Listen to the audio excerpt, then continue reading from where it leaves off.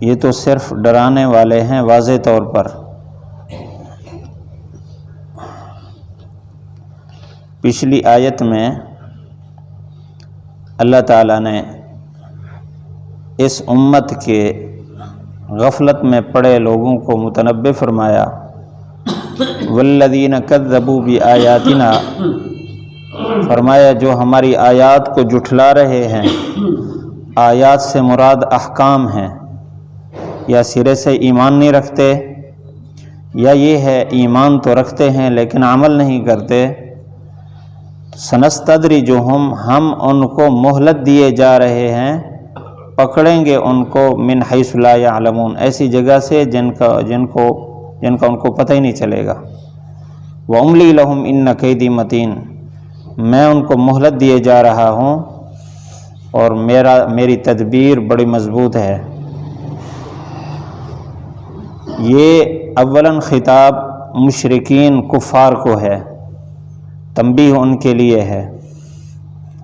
ضمناً غافل ایمان والے بھی اس میں شامل ہیں۔ اولم یتفکروا، مشرکین حضور صلی اللہ علیہ وسلم پر مختلف قسم کے الزامات لگاتے تھے، عیوب لگاتے تھے۔ اللہ تعالیٰ نے ان عیوب کا رد فرمایا مختلف جگہ پر۔ یہاں فرمایا غور فکر نہیں کرتے، ما بصاحبکم من جنہ، کہ ان کے ساتھی کو جنون نہیں ہے۔ دوسری جگہ اللہ تعالیٰ نے فرمایا وما صاحبکم بمجنون، کہ آپ کا ساتھی مجنون نہیں ہے۔ اسی طرح جادوگری کی نفی کی ہے، رہبانیت کی نفی کی ہے۔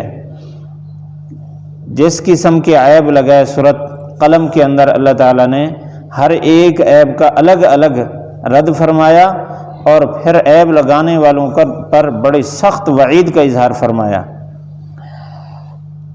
وہ عیب اس لیے لگاتے تھے کہ وہ اپنے آپ کو بہت زیادہ عقل مند، بہت بلند سوچ والا اور بڑے فصیح اور بلیغ عربی سمجھتے تھے۔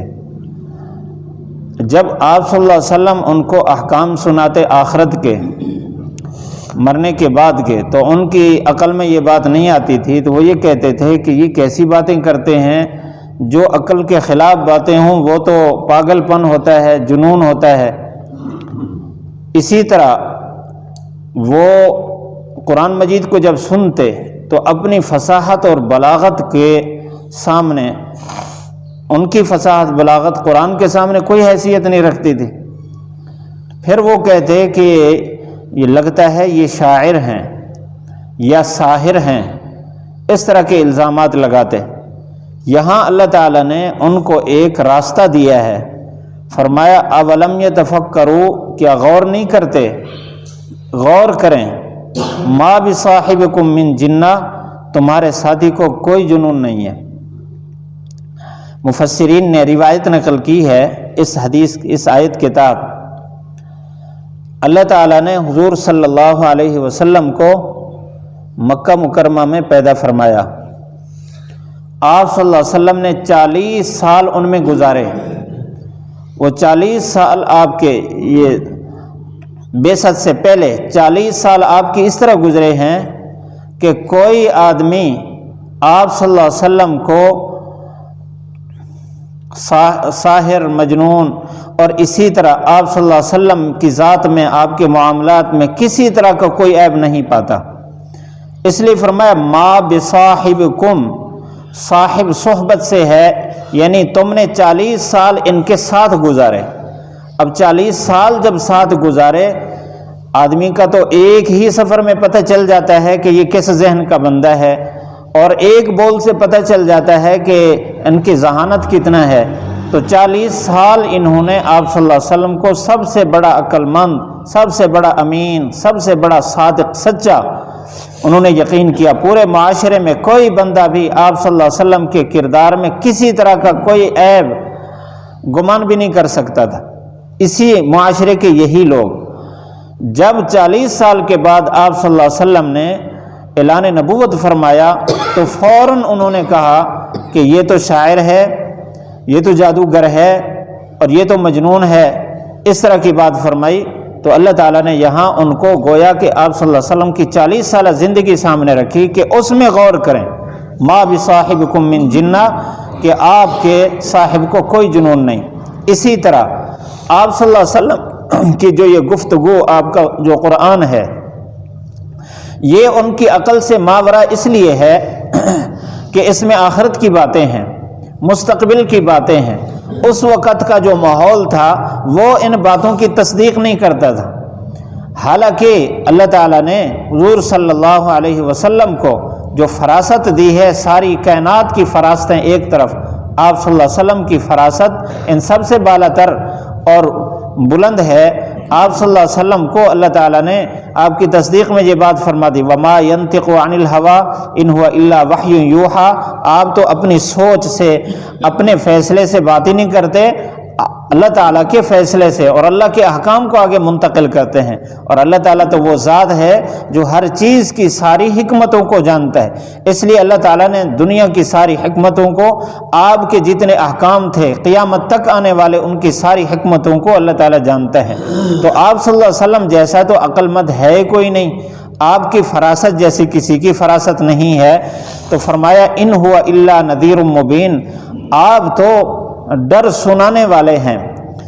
مطلب یہ ہے کہ جتنے غلط نظریات ہیں، جتنا غلط رواج ہیں معاشرے کے اندر، ان میں جو نقصانات مستقبل میں ہونے والے ہیں، اس دنیا میں یا موت کے وقت یا آخرت میں، آپ صلی اللہ علیہ وسلم کی نظر میں ہیں، وہ آپ کی عقل وہاں تک پہنچ رہی ہے، آپ کے سامنے ہیں۔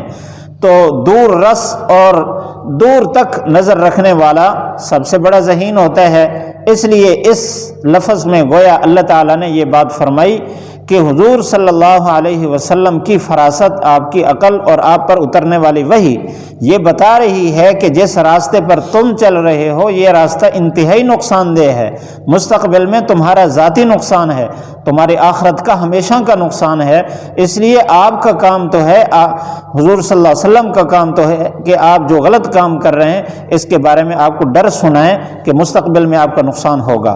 یہ آپ صلی اللہ علیہ وسلم کی خصوصیات۔ اس آیت میں آپ صلی اللہ علیہ وسلم کی زندگی کے دو پہلو بیان فرمائے گئے، ایک آپ نے جتنے احکام جاری فرمائے ان احکام میں کوئی کمی نہیں ہے، ما بصاحبکم من جنہ، کہ تمہارا ساتھی ان احکام کے بتانے میں کوئی کمی کوتاہی یا کوئی غلط فیصلہ نہیں کر رہا، بالکل ٹھیک ہے۔ اور دوسری بات یہ ہے کہ جو تم نے غلط راستے اختیار کیے جن سے روک رہے ہیں ان میں ضرور نقصان ہے، جن کو وہ دیکھ رہے ہیں تم نہیں دیکھ رہے، اس لیے تم آنکھیں بند کر کے یقین اور اعتماد کے ساتھ حضور صلی اللہ علیہ وسلم کے فرامین پر عمل کریں، اور جن چیزوں سے روکا جا رہا ہے اس سے رک جائیں، اسی میں تمہاری بھلائی ہے، خیر ہے۔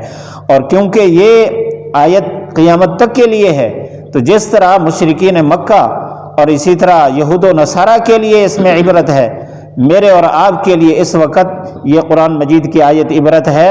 ہم غور کریں اپنی زندگی میں، ہماری زندگی میں کتنے احکام، کتنے ایسے معاملات ہیں جو آپ صلی اللہ علیہ وسلم کے حکم کے مطابق ہیں، اور کتنے ایسے ہیں جو ہم نے اپنی مرضی سے گھڑ رکھے ہیں یا معاشرے کے رواج کو سامنے رکھ کے کر رکھے ہیں، کیونکہ اس میں آپ صلی اللہ علیہ وسلم نقصان بتا رہے ہیں۔ اللہ تعالی ہم سب کو عمل کی توفیق نصیب فرمائے۔ اولم یتفکروا ما بصاحبہم من جنہ ان ہوا الا نذیر مبین۔ اولم یتفکروا، کیا یہ فکر غور نہیں کرتے، ما بصاحبہم، ان کے ساتھی کو، من جنہ، کوئی جنون نہیں ہے، ان ہوا، نہیں ہے وہ، الا، مگر، نذیر، ڈر سنانے والے، مبین، واضح واضح۔